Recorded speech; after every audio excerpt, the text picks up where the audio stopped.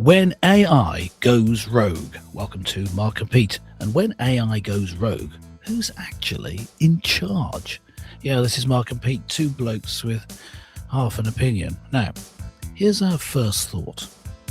When AI starts exploding and attacks its own coding, infrastructure becomes eroding and the future looks foreboding. Yes, indeed. Well, as we've seen, OpenAI has revealed some of its most advanced AI models went completely rogue and started to basically lose control, causing many security issues. In fact, it had targeted Hugging Face, which is one of the world's largest hubs for sharing AI models, ironically, and gaining access to some internal company systems. Data, of course, is really at the precious heart of all of this. And so, Mr. Pete, what say you about the ChatGPT player, and what do you think OpenAI should be doing now to ensure that ChatGPT does not go rogue anymore?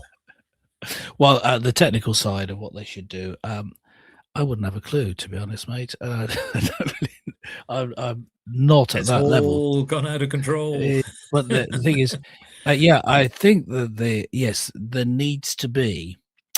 It's actually not knowing the technical side of it. I can still say what needs to be put in place, and then let them work on it. There needs to be a cutoff. You need to be able It's a kill to switch. have a kill switch, a fail safe, whatever Yes. you want to call it. And if they obviously hadn't put that in place, yeah, but basically it's this: human intervention needs to be possible at any point. You need to be able to pull out or turn off or whatever it is, and then you wouldn't have had the level of problem that you actually did. Knowing that, hopefully they will put that in place in the future. They don't always ask me for my advice when planning things, but if they were to, then that's what I'd say. Yes. Yeah, have a switch where you can just turn the thing off, and that would really help. Well, OpenAI said the incident was unprecedented. Oh, thank Yeah. goodness. And it was conducting an investigation alongside Hugging Face, whose boss, Clement DeLong, said in a post on X, it was mind blowing that all of this happened autonomously. Well, the investigation is ongoing, according to them, and they will be sharing more learnings from what they have found from this incident. But to this point, the human in the loop, as often people in the technology industry would say, is absolutely vital.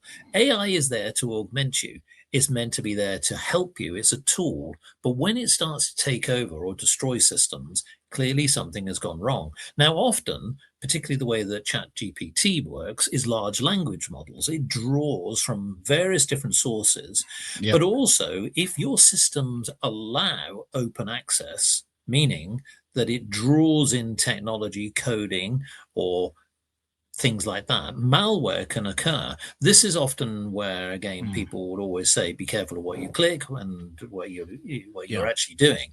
Now, most corporate companies have a very, very secure cyber security risk policy, and they have technology, firewalls, and many other things to sort of protect them.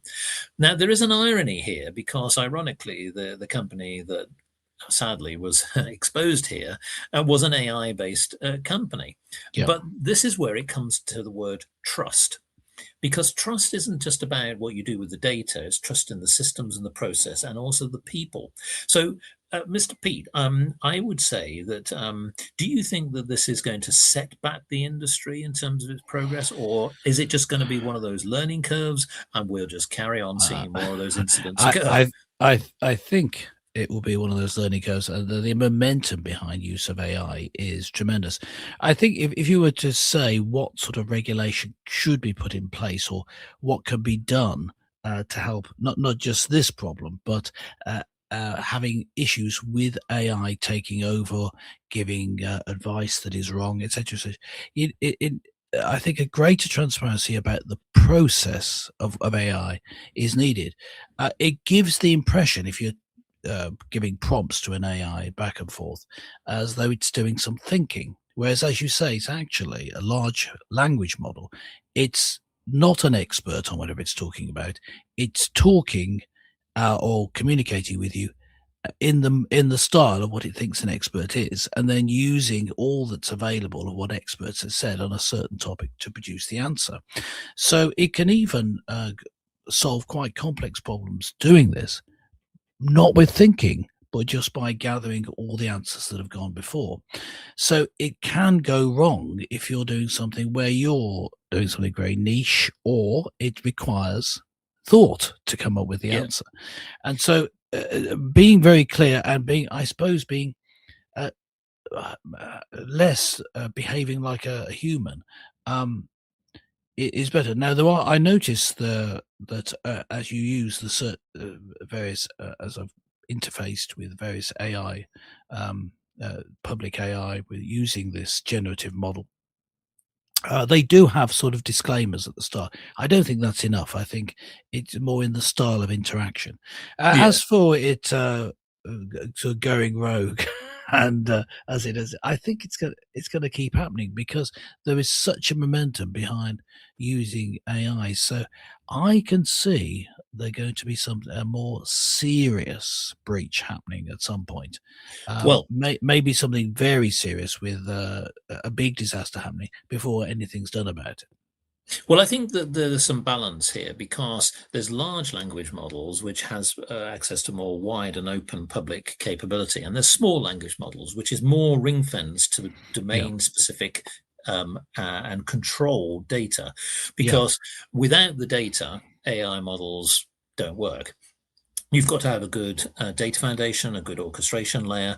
All of those things really matter. But what's interesting is Travis Lell, who's a principal security engineer at cybersecurity consulting firm GuidePoint Security, said the update that we had seen recently and this attack was a sobering moment in cybersecurity. This highlights a known asymmetry.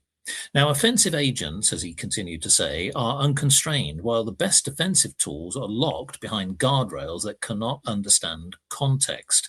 ah, So I think mhm, that one of the things here is that it's about beware.